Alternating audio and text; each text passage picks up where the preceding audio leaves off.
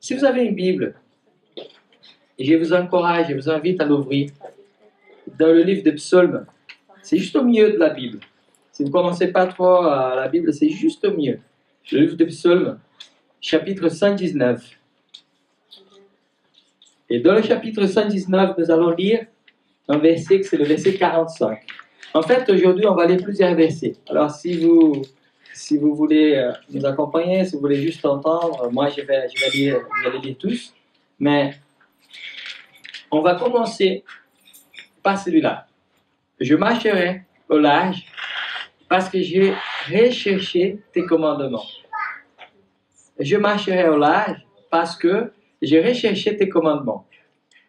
On commence avec ce verset pour parler du premier des trois bénéfices. Donc, on va partager ce matin. Quel est le premier bénéfice de ce matin? En fait, c'est le 5e parce qu'on a déjà partagé 4 la semaine dernière, mais la Bible, elle nous dirige vers la liberté. Et ça, c'est tellement important. C'est tellement puissant. Pourtant, parfois, nous ne rendons pas compte de ça. Alors, je dois dire que personne n'arrive à être vraiment heureuse si elle n'est pas libre. L'année dernière, on a eu une série qui s'appelle La recherche du bonheur. Et on a beaucoup partagé sur le fait de devenir heureux, d'avoir une vie heureuse. Et une des choses qu'à mon avis, ça peut casser une vie heureuse, c'est le manque de liberté.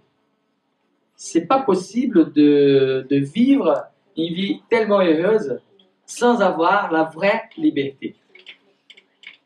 La joie, elle est complètement liée au fait d'avoir la liberté ou de ne pas avoir la liberté. Et c'est ça que nous allons partager un tout petit peu ce matin, sur ce premier point. Alors, il y a 4 demi-points, semi-points qu'on va utiliser juste pour que vous puissiez comprendre, comme moi je suis en train de comprendre de plus en plus. Qu'est-ce que c'est la liberté en fait? C'est quoi la liberté? Parce que le mot liberté, il est très, très grand en fait. Ça peut nous donner plusieurs sens. Et c'est drôle parce que quand j'étais petit, et j'entendais une chose, avant j'étais un peu furieux, après j'avais honte, et après j'ai commencé à m'apercevoir que parfois c'était un peu même de notre faute, ça veut dire de la faute des chrétiens, le fait d'entendre ce que j'entendais avant. Alors, qu'est-ce que j'entendais avant? J'entendais que c'était pas bien d'être chrétien, parce que dès qu'on devient chrétien, on se met en prison. On perd notre liberté. En devenant chrétien, on va perdre notre liberté. Et comme je dis, d'abord j'étais furieux, mais non, c'est pas ça. Et après, j'ai commencé à constater certaines choses, même dans mon église à l'époque au Brésil, et je me suis dit, ouais, mais c'est vrai que je suis en train de faire cette chose, mais c'est même pas pourquoi je suis en train de la faire. Et là, j'avais honte, je ne savais pas trop comment expliquer la différence entre une chose et l'autre. Et finalement, je me suis rendu compte que parfois, peut-être que dans certains cas, ces commentaires, ils avaient quand même un peu de raison parce qu'on était très enfermés dans des règles, mais sans s'apercevoir de quoi s'agit en fait la vraie liberté. Alors, la liberté, c'est le fait de pouvoir prendre une direction sans la regretter. D'abord. La semaine dernière, on a utilisé un verset que Jésus disait qu'il est le chemin, la vérité et la vie. Alors, le vrai chemin, on va le trouver en connaissant Dieu. Et là, on va trouver plusieurs choses. On a dit le chemin avec l'espoir. Et le fait de prendre une direction, de choisir un chemin, normalement, nous avons plusieurs périodes dans nos vies où nous devons choisir certaines choses, presque tous les jours. D'abord, pour le simple fait de choisir quel vêtement je vais utiliser pour sortir de chez moi. C'est déjà une décision, une direction, un chemin. Et peut-être qu'après, on commence à regretter, on se dit, c'était pas tout à fait ça que j'avais envie. Voilà. Et aujourd'hui, j'étais chez moi, en train de me réveiller. pas vraiment. Je suis quelqu'un de très très lent pour me réveiller. Et là, j'ai choisi voilà, cette chemise et d'aller dans le regard. Et quand je vois le regard de ma femme, je sais tout de suite si c'est l'approbation, le rejet en fait. Et là, c'était plus ou moins le rejet, plus que l'approbation.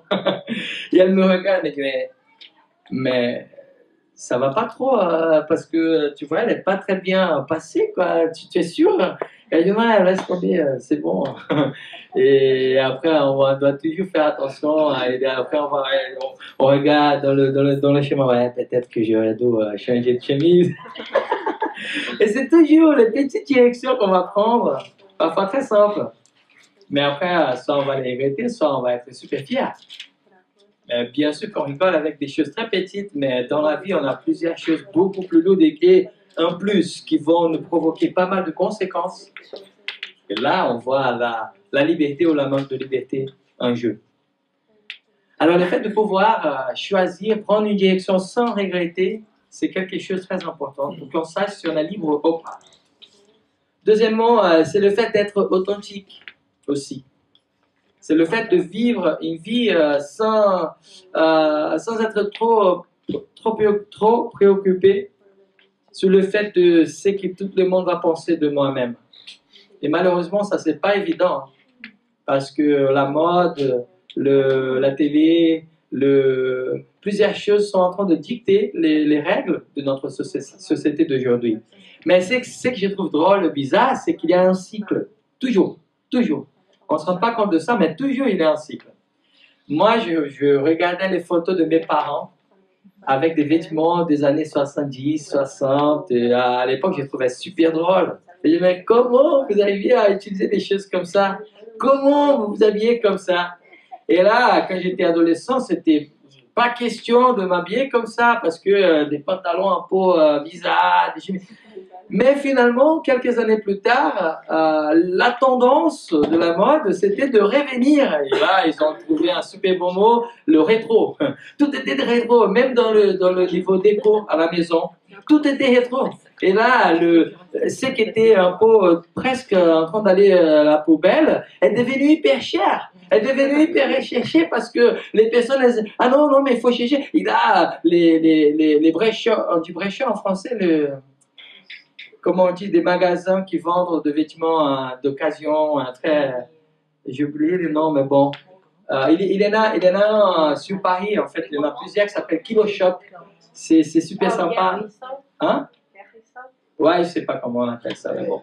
En fait, ils sont devenus super célèbres. Aujourd'hui, en plein marais, on a plusieurs Kilo Shop et on arrive dans le Kilo Shop, on va voir des modèles, des personnes très cool, très tendance, en train d'acheter des choses qui ont été utilisées il y a 20 ans.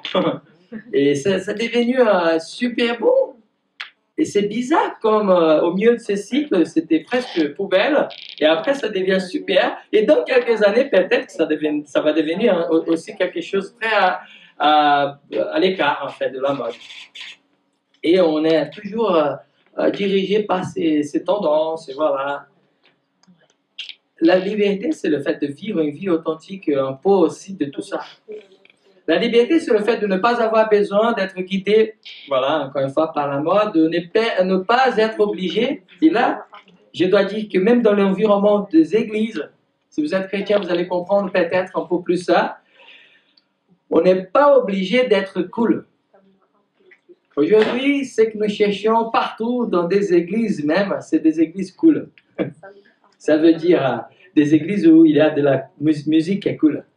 Des églises où il y a un pasteur qui est cool. Des églises où il y a de l'environnement qui est cool. Des églises où il y a de vêtements qui sont cool. Et c'est devenu un peu trop cool. Et tout est cool. Tout est super, tout est moderne. Tout est, ouais, je fais partie d'une église, mais elle est hyper moderne. Et on est trop fiers de ça. Et moi aussi, pendant une époque, j'étais trop fier de ça. Quand j'arrivais avec ma batterie et mon petit clavier, et là, je faisais partie d'une église très ancienne au Brésil, très traditionnelle dans le style de vie. Et là, moi, je suis arrivé avec ma batterie. Les personnes un peu plus âgées, elles m'ont regardé un peu. Mais qu'est-ce qu'il me raconte? Pourquoi une batterie dans l'église? Et j'étais trop fier, en fait, d'être un peu le révolutionnaire, la personne qui va trouver la modernité et mon église va devenir cool. Ben, le problème, c'est que peut-être on est très cool. Et on est trop cool au point de ne pas vivre l'évangile. Qui parfois, il n'est pas trop cool. Mais il est direct. Et il est la vérité.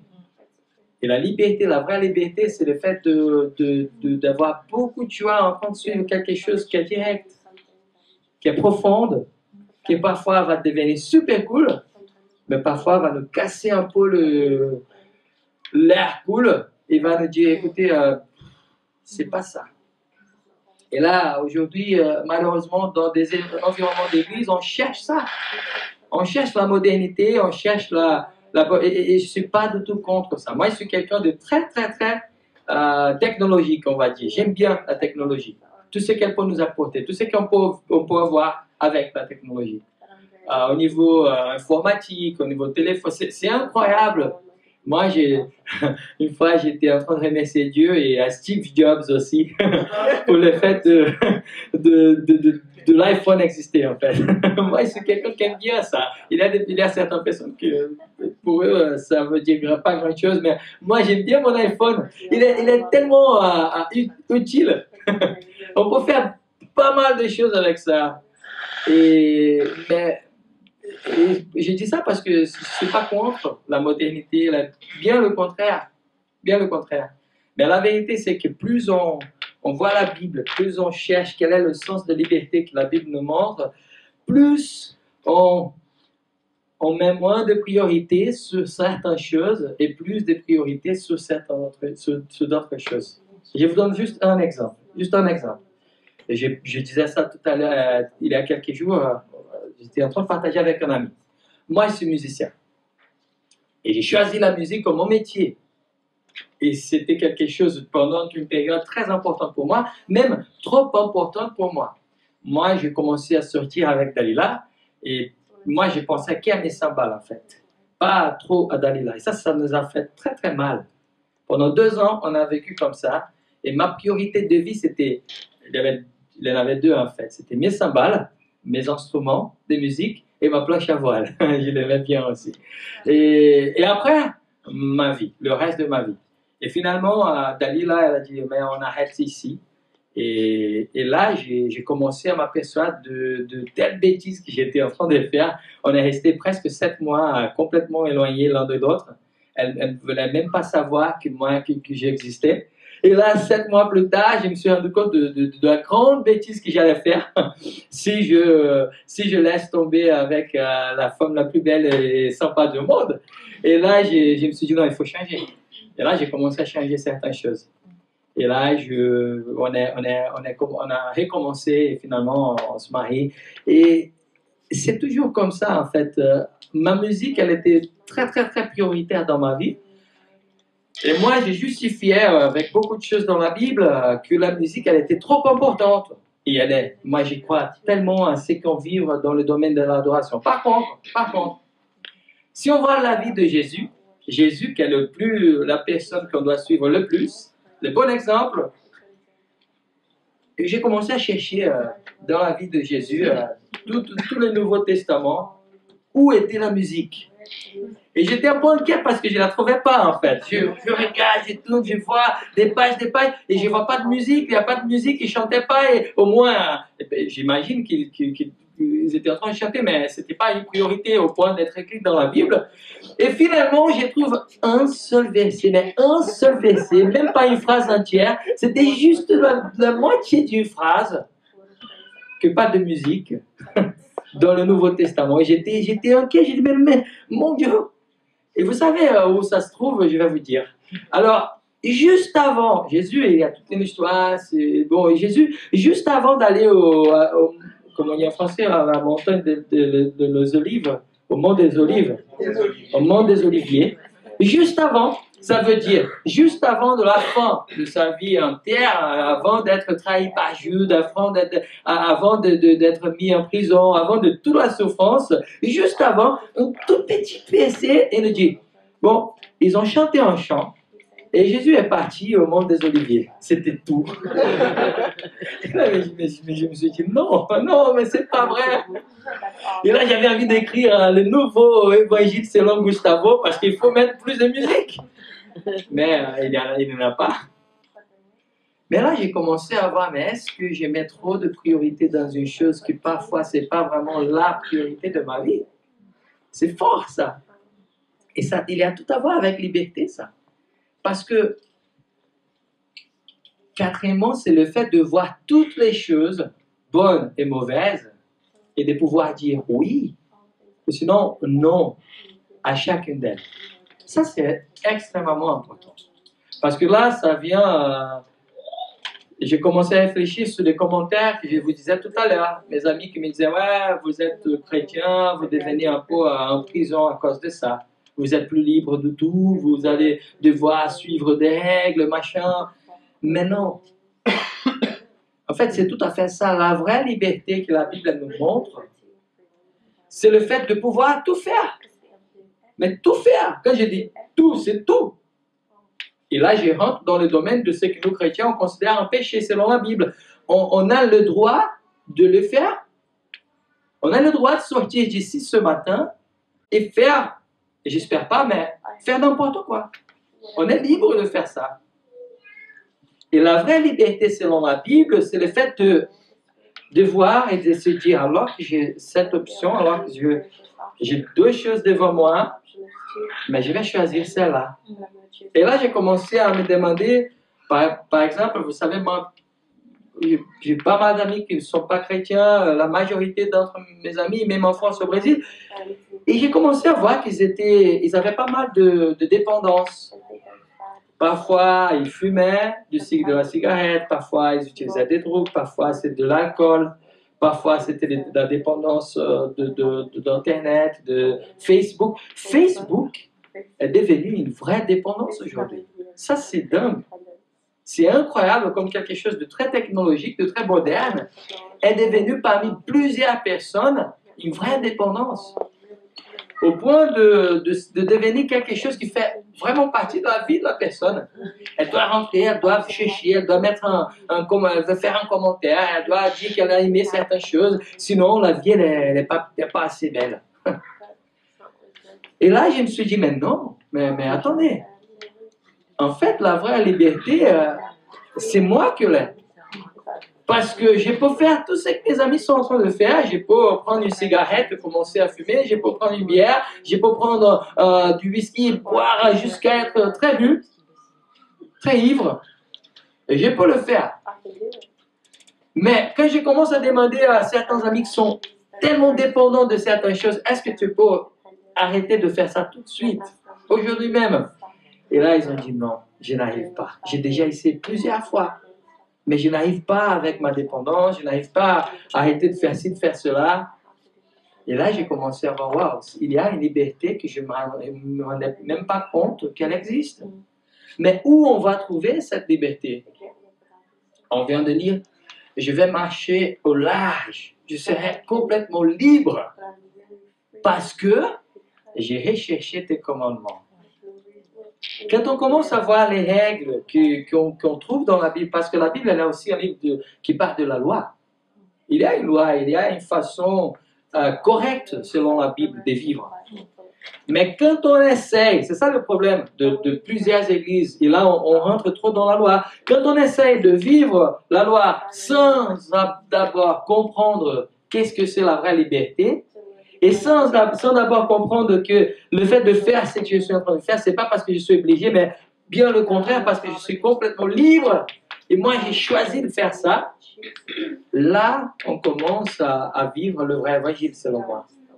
Là, on commence à vivre la chose la plus belle, la beauté de l'évangile.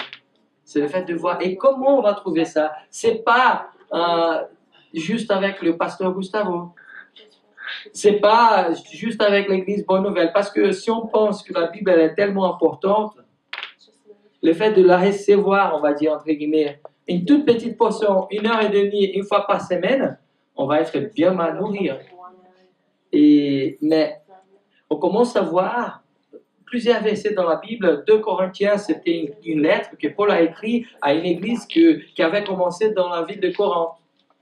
Il écrit dans le chapitre 13, verset 17, « Or, le Seigneur est l'Esprit, et où est l'Esprit du Seigneur, là est la liberté. » Et plusieurs fois, on prend ces versets et on le fait très petit parce qu'on pense que ces versets parlent des choses pratiques. Par exemple, j'ai déjà entendu plusieurs personnes utiliser ces versets juste pour mettre un peu plus de musique, pour mettre de la danse, pour mettre des choses assez sympas dans les... Moi, je suis pour tout ça. J'aime tout ça. Si on voit ça comme une vraie expression de vie, d'adoration à Dieu, moi, je ne suis pas contre, mais pas du tout. Par contre, ils ont réduit l'immensité de ce verset à ça. Parce que la liberté, elle va beaucoup au-delà de la musique. On peut être libre sans avoir une musique. Il y a un chanteur anglais, chrétien, qui est connu dans le monde entier, il s'appelle Matt Redman. Il a écrit une chanson qui s'appelle The Heart of Worship. En français, elle était traduite par l'essence de l'adoration. Les paroles nous disent « Je reviens au cœur de la louange, tout est centré sur toi, Jésus. » Et l'histoire de cette chanson, c'est parce que l'Église, elle était trop attachée à la musique. Et le pasteur, il a vu, il s'est dit « Mais non, mais les personnes sont en train de venir parce qu'on a que de la bonne musique. Et si on arrête avec de la musique, peut-être que les personnes vont arrêter de venir à l'Église. Alors, il y a quelque chose qui ne va pas. Parce que s'ils sont en train de venir juste à cause de la musique, c'est pas bon. » Et là, le pasteur, il a pris une décision, mais ce n'était pas une petite église. Il y avait plus de 1000 personnes. Il a dit, à partir d'aujourd'hui, on arrête avec de la musique. Il a dit, bon, moi-même, je ne sais pas si je serais capable de prendre cette décision. À partir d'aujourd'hui, on arrête avec de la musique, et on va vivre la foi sans la musique. Et là, les leaders de l'église étaient un peu désespérés, mais on va perdre des gens parce qu'ils vont partir dans des autres églises, machin, bref. Et pendant une période, je ne sais pas combien de temps, ils ont vécu sans avoir une musique. Moi, je ne peux même pas imaginer parce que moi, j'aime bien la musique. Hein. Si on n'a pas de musique, c'est dommage. Et ils ont vécu sans la musique. Et finalement, ils ont commencé à comprendre qu'est-ce que c'est la vraie liberté. Vous voyez comment c'est lourd, ça, comment c'est profond. La liberté, elle est beaucoup plus grande. Elle va beaucoup plus loin. C'est la liberté des pensées. Et la Bible aussi nous dit ça. Ce n'est pas Gustavo qui est en train de vous dire. La lettre, encore une fois, une lettre que Paul a écrite à une église qui était à Rome, la lettre aux Romains, chapitre 12, verset 2, il nous dit, il faut pas s'adapter ou se conformer avec ce monde, mais il faut renouveler votre pensée. Comment? À travers la vie de Jésus. C'est la seule façon. Et après, il dit, pour que vous puissiez goûter de la bonne, parfaite et agréable volonté de Dieu. C'est le seul moyen de vivre la vraie liberté. C'est de d'abord bien comprendre qu'est-ce que ça veut dire être chrétien. Et après, malheureusement, être d'accord avec certains amis en train de dire, ouais, tu vois, cette église, ils sont en train de carrer, de mettre certaines lois, même sans savoir pourquoi. Et malheureusement, on voit ça. Plusieurs lois qui sont en train d'être établies, plusieurs règles que des églises sont en train d'établir, sans même avoir une raison très claire. Et je suis très content parce que ce n'est pas le cas chez nous. Et je vous dis tout de suite, parce que moi je suis comme ça et j'aime le fait de savoir que mon église elle est comme ça, nous sommes libres. Sentez-vous extrêmement libres.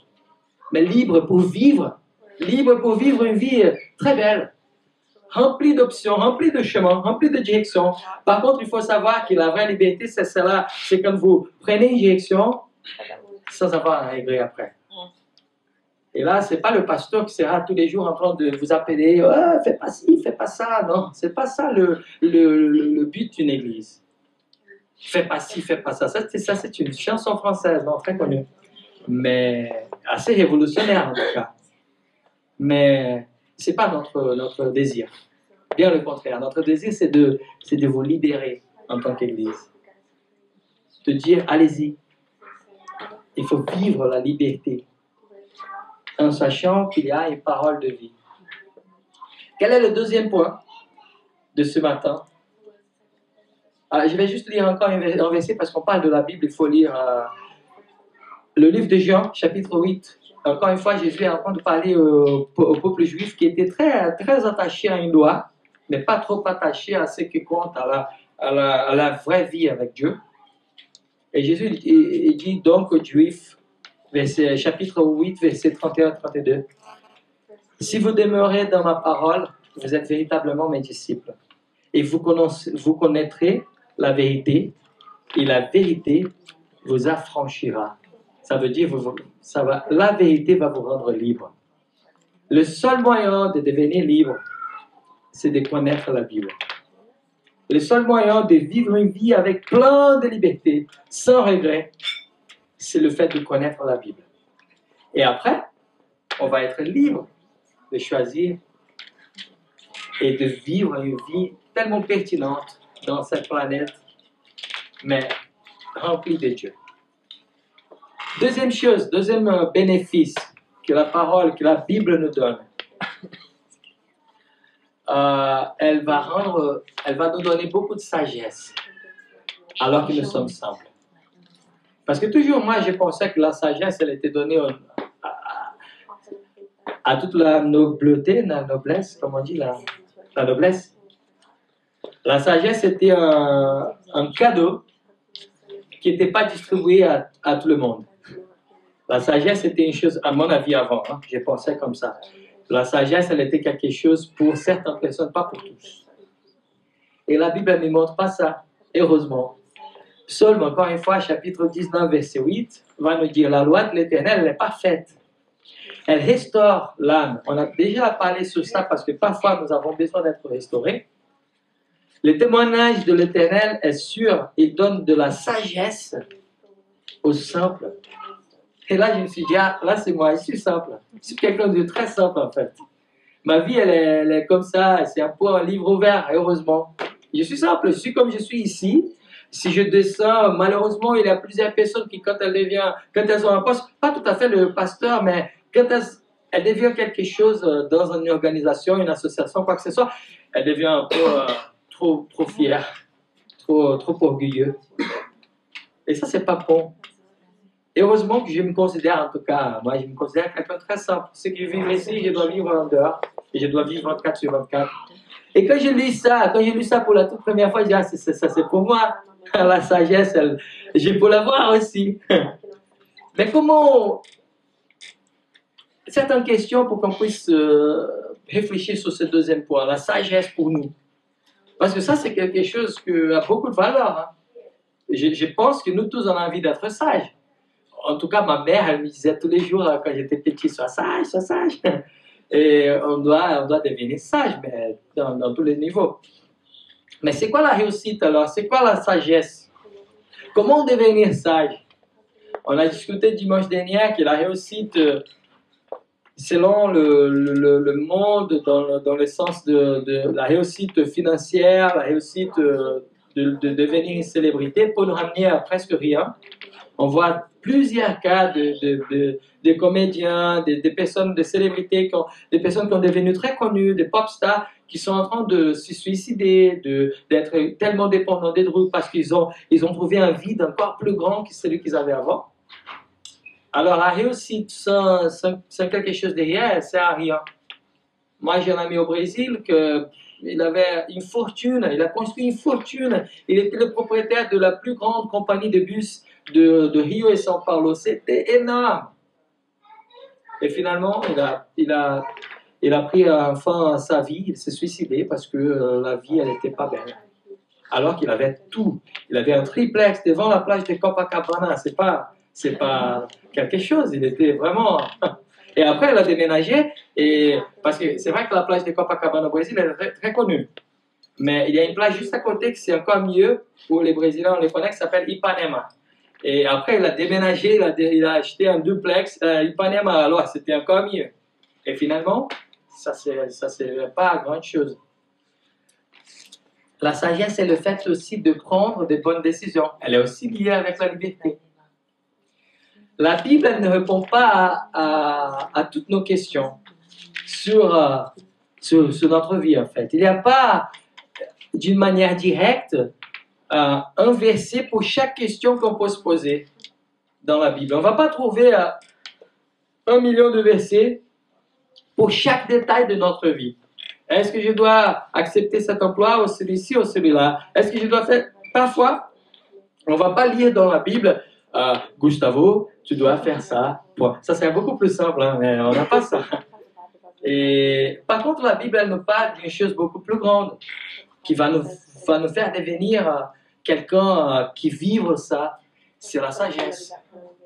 La sagesse, elle va nous permettre de vivre la plénitude d'une vie, d'une vraie réussite. Et les livres de Proverbes, de A à Z, il nous parle de ça. Il nous dit qu'on doit chercher comme un vrai trésor la sagesse. Et par exemple, dans le chapitre 3, heureux l'homme qui a trouvé la sagesse et l'homme qui avance dans l'intelligence.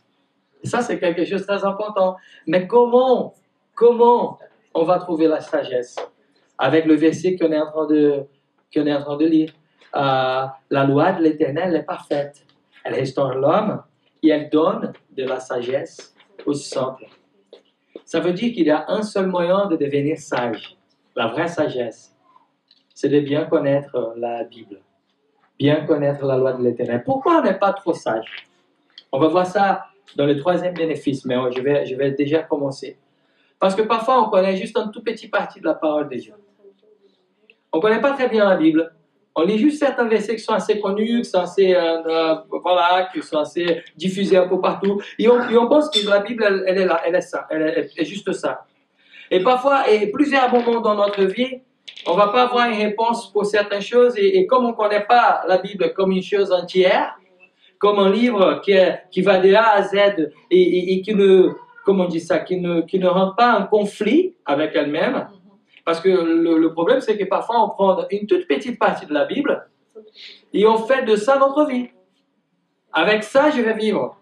Mais on oublie que dans un autre côté de la Bible, il y a une autre chose qui est en train qui est écrite et qui ne va pas être en conflit avec la première. Alors, comment je vais vivre celle-là sans savoir et sans faire attention à celle-ci? C'est pas possible. Alors, c'est pour ça qu'on doit connaître la Bible. C'est pour ça qu'on doit aimer la Bible, parce que ce n'est pas une obligation. Et pourquoi je dis que ça me transforme? Parce que moi, je suis un pasteur. Et je suis convaincu, que la seule chose que je peux vous donner est la plus importante aussi. Ce n'est pas mes blagues, parfois bonnes, parfois pas très bonnes. Non.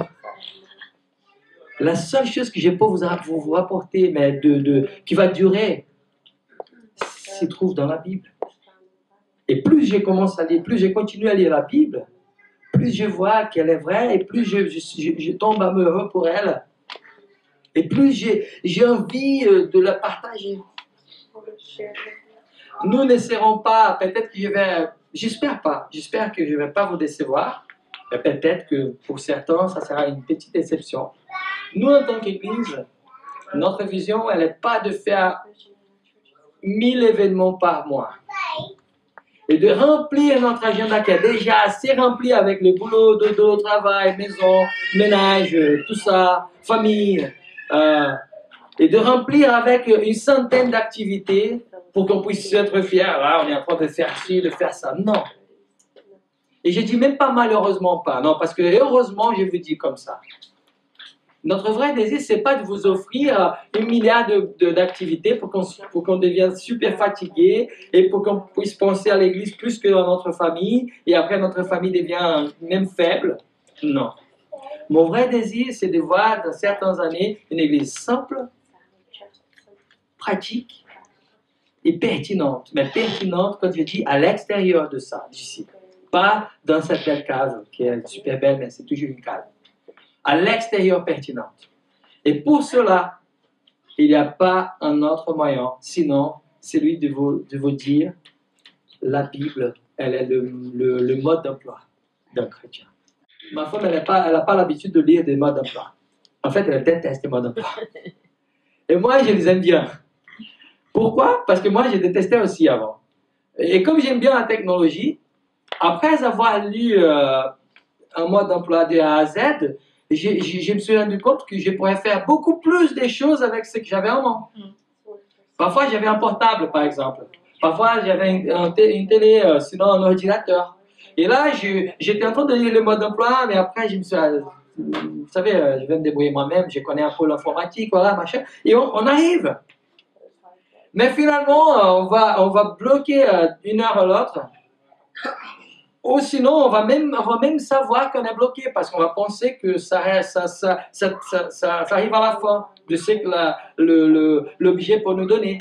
Par contre, quand on commence à lire le mode d'emploi et quand on arrive de A à Z, on voit plein de choses. Ah, mais je ne savais même pas que je pourrais faire ça avec ce truc. Une fois, j'étais en train de regarder la télé, une émission qui parlait d'un très bon éditeur de cinéma.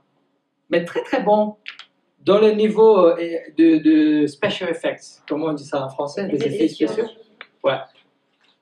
Il était un des meilleurs à Hollywood. Et là, ils ont dit, mais quel est votre secret? Et là, il a dit, la première chose,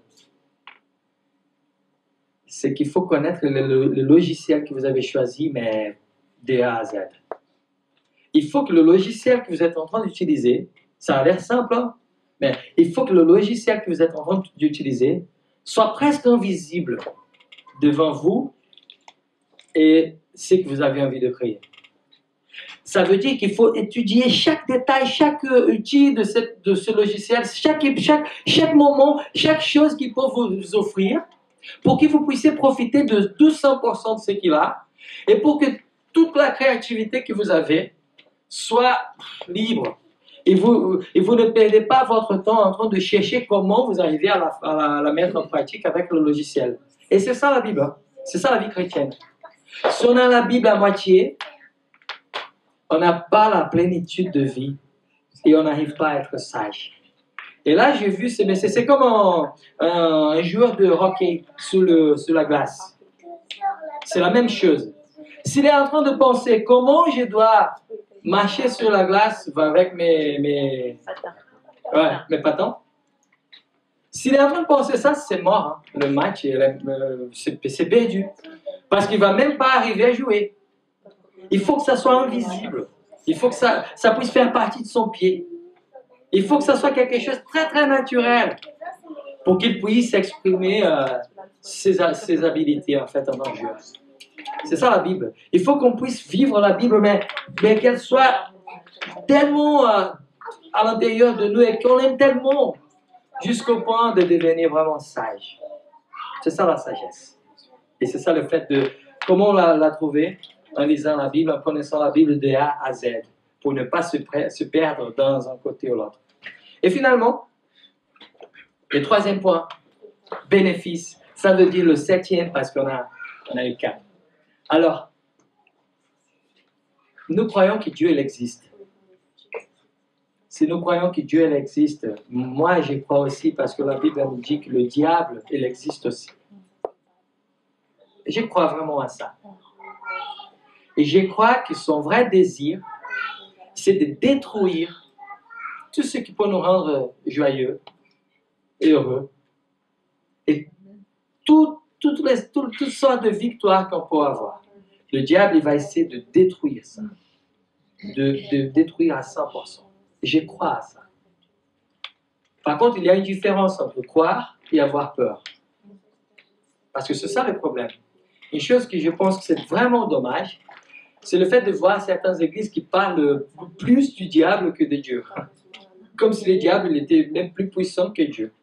Et on parle, c'est comme des témoignages de personnes qui ont vécu une vie avant de devenir chrétien. Je ne suis pas contre ça, pas du tout.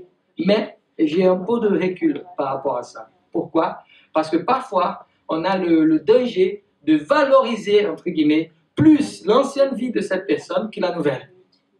Cette personne, elle parle pendant 40 minutes, et pendant 37 minutes et demie, elle parle de son mode de vie à l'ancienne, et pendant 2 minutes et demie, elle va parler, ouais, mais Jésus, voilà, j'ai été sauvé par Jésus, gloire à Dieu, voilà, je suis une nouvelle créature. Quand moi, je vois que ma Bible elle me dit que toutes les choses qui sont derrière, Jésus, il les a effacées. Tous les péchés, nous, on va se rappeler. Mais Dieu, non. Il dit, si nous pardonne, ça veut dire qu'il efface. Et pour moi, ça a l'air un peu bizarre le fait de valoriser un peu plus la vie qu'on avait avant que celle-là qu'on a aujourd'hui, parce que c'est beaucoup mieux. Au moins, il faut que ça soit. Alors, c'est dommage quand on parle trop du diable.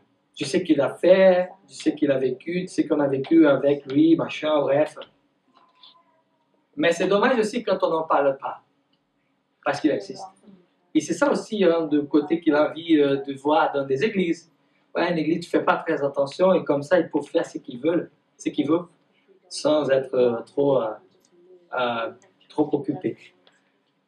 Alors, je vais vous lire, je ne vais même pas lire, peut-être que vous connaissez une histoire, et je vais vous raconter, sinon vous pouvez la suivre. Elle se trouve dans l'évangile de Luc, chapitre 4. C'est aussi les 4 premiers livres du Nouveau Testament, ça s'appelle les évangiles. C'est l'histoire de Jésus, selon plusieurs personnes. Et le chapitre 4, il raconte une chose qui était très bizarre pour moi. Mais aujourd'hui, je la vois comme tellement puissante. Le moment où Jésus a vécu 40 jours au désert, et le moment où le diable lui-même est venu pour tenter Jésus. Et pour essayer de détruire tout un projet qui était en train de s'accomplir. Pour moi, c'est la plus belle révélation d'une discussion assez lourde, assez puissante et assez biblique. Qu'est-ce qui se passe dans cette histoire? Et Jésus, il était en train de jeûner, il avait faim. Après avoir 40 jours sans manger, il avait faim de la Bible. Et finalement, le diable, la première chose qu'il lui offre, c'est de la nourriture. Tiens, c'est pour toi. En fait, il ne donne pas un pain. Il dit, oh, tu vois, cette pierre, c'est simple pour toi. Hein. Ta puissance que tu dis l'avoir, c'est simple, tu fais comme ça et blam, elle va devenir un pain. Comment Jésus réagit à tous les commentaires du diable dans ce cas-là? Et heureusement qu'il était Jésus, parce que peut-être que nous, on allait réagir différemment. Qu'est-ce qu'il fait? Il ne dit rien de lui-même. Tout simplement, il prend la Bible, et pendant que le diable était en train de dire une chose, ouais, c'est écrit que tu as le pouvoir de faire ça. Lui, il vient avec une autre partie de la Bible qui ne rentre pas en conflit avec celle-là. Il dit, ouais, mais c'est écrit aussi que ce n'est pas juste avec la nourriture que je vais vivre, mais c'est avec toute la sagesse, toute la puissance de Dieu. Et là, le diable, mais c'est là, il connaît la parole. Hein? Et là, c'est la deuxième tentative. Pareil. Jette-toi de là. C'est écrit que tes anges ils vont venir pour te secourir. Et Jésus, tout de suite, il pourrait, non, mais moi je suis intelligent, je ne vais pas faire ça, je suis Dieu, je suis le Fils de Dieu, non, il y a tout un projet. Non, il ne perd pas son temps en train de faire ça. Il prend la parole encore une fois, et tout simplement il dit, mais c'est écrit aussi que je ne vais pas tenter mon Dieu. Ça c'est fort. Et finalement, le diable, il jette la serviette, il dit, allez, tu viens, tu m'adores et je te donne tout. Et là, Jésus aussi vient avec un coup de pouce, il dit, non, mais tu sors de là au nom de Jésus parce qu'il a utilisé la Bible encore une fois. Mais ça, c'est l'exemple le plus beau que nous devons prendre. Parce que notre façon de vivre, ce n'est pas tout à fait comme celle-là. Plusieurs fois, nous avons envie de parler et de dire, parce que moi je sais, parce que moi j'ai la vérité, blablabla, machin, et on se perd et après on répète. Ouais, mais j'ai trop dit.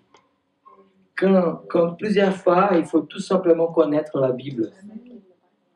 Et avec la vérité qu'on a, quand elle devient presque en même temps invisible comme le logiciel pour le créateur d'effets spéciaux, mais en même temps tellement riche, tellement vive, c'est bizarre. J'imagine le créateur des effets spéciaux en train de travailler. Il est là, il fait, ouais, je dois faire ça. Et là, il connaît ce qu'il doit faire pour que le logiciel lui donne ça. Et après, je pourrais faire ça aussi, il connaît ci, il connaît ça. Et peut-être qu'il est même en train d'appeler la compagnie, ouais, mais vous n'avez pas ça, hein, il faut faire ça pour la prochaine version parce que ça va être mieux. Peut-être qu'il est même en train d'aller plus loin. Vous imaginez, vous ne vous rendez pas compte de ce qui peut arriver avec nous si la Bible, elle est comme ça dans nos cœurs. Si nous voyons la Bible comme ça, ça va exploser beaucoup de choses. Ça va provoquer une vraie vie chrétienne. Hier, j'ai discuté avec Julien et Elisabeth. Je vais finir avec ça et je suis complètement d'accord avec cette affirmation et c'est pour ça que j'ai décidé de la partager. On parle beaucoup du fait d'avoir besoin d'évangéliser aujourd'hui. Parce que nous, on doit faire de l'évangélisation. Ça fait partie de la vision de notre Église. Sortir, c'est une partie de la vision de notre Église. Et quand on entend ça, il faut sortir, il faut faire de l'évangélisation partout. J'aime l'évangélisation. Mais pour moi, franchement, selon la Bible, la vraie évangélisation, c'est juste une conséquence d'une vie remplie de Dieu à 300%. Et qui connaît la parole de Dieu à 200%. C'est ça. La Bible nous montre l'Église qui a commencé dans le livre d'Actes chapitre 2. Ils étaient là, toujours là. Ils étaient super heureux. Ils étaient en train de partager tout ce qu'ils avaient. Ils étaient en train de plonger sur les doctrines des apôtres, mais plonger sur la parole de Dieu. Plonger, ils avaient envie de savoir plus et plus. Ils étaient tellement heureux. Et dit la Bible qu'ils étaient aussi, ils faisaient partie d'une communauté qui considérait ces petits chrétiens heureux aussi. Parce que ça, c'est une chose très importante. Parfois, on devient très chrétien et très nul. Quand on sort de l'église, on n'a pas un sujet agréable, on n'a pas un sourire, on n'a pas une chose qui déborde, on n'a pas la vie qui déborde de nous, au point d'un ami qui n'est pas chrétien nous regarder, mais comment il dit qu'il est chrétien, mais il est nul. Il faut qu'on soit joyeux. Mais la vraie joie, on sait, on va la trouver. Quand on déborde de tout ça, on va commencer à écouter des commentaires comme ça. Ouais, mais il y a quelque chose d'assez bizarre en toi. Parce que ça commence toujours comme ça. Si on a des amis qui ne sont pas chrétiens, machin, il y a quelque chose d'assez bizarre. Je ne comprends pas comment tu arrives à vivre ces soucis et tu es comme ça, mais ce n'est pas compréhensible. Qu'est-ce que tu as que je n'ai pas? Ça va nous arriver. Quand on est rempli mais à 200%, à 300% de vie. Et la vie, elle se trouve en Dieu. Et Dieu se trouve dans sa parole, c'est la Bible. J'aimerais bien qu'on puisse sortir de cette série dimanche prochain avec encore plus de désir de lire la Bible. Et moi, je n'aime pas du tout les obligations, vous le savez déjà. On ne va pas faire des programmes, on doit lire la Bible entière dans 2 semaines. C'est pas que ça sert à rien, ça sert toujours à quelque chose, mais c'est fatigant, c'est obligatoire, c'est pas ça. Quand on est passionné pour une chose, elle devient vraiment vivante chez nous.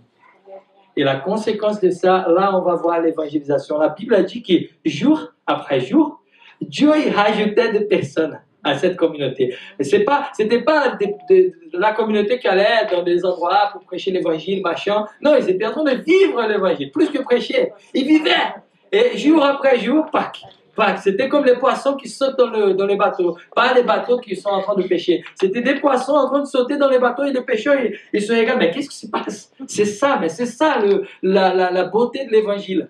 C'est un bateau et nous sommes en train de vivre la joie d'aller dans une direction très claire et soudain, des poissons ils commencent à sauter dans ce bateau. Et là, on se dit, mais qu'est-ce que je fais? Et je profite.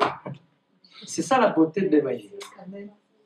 Et elle n'arrivera que quand notre église, notre communauté, quand je dis notre église, ce n'est pas tout à fait le pasteur, aussi le pasteur, mais chaque personne qui fait partie de cette communauté, quand on sera en train de lire à 200% la Bible, de vivre, d'étudier, de dire, waouh, ça c'est incroyable. Et j'espère bien qu'on puisse vivre ça, j'espère bien que ça puisse devenir vraiment le carburant de vie, qui puisse remplir qu'on puisse faire le plan tous les jours, pour qu'on puisse sortir et être libre, mais libre. Ça sera le rêve de tous les pasteurs, hein? Savoir que son église, elle est libre. Allez-y, vous êtes libre. On n'est pas en train de fermer des choses, de mettre des barrières, non, vous êtes libre. Mais c'est beaucoup, il faut beaucoup de responsabilité aussi de notre part, parce que pour donner la liberté, il faut savoir qu'on est en train d'être nourri. Que Dieu nous bénisse. Et que la puissance de l'évangile soit trouvée dans la Bible et que soit trouvée parmi chacun de nous. Que l'évangélisation, qui est tellement nécessaire, soit une conséquence naturelle et aussi supernaturelle de votre vie. Que ce soit un mélange des deux.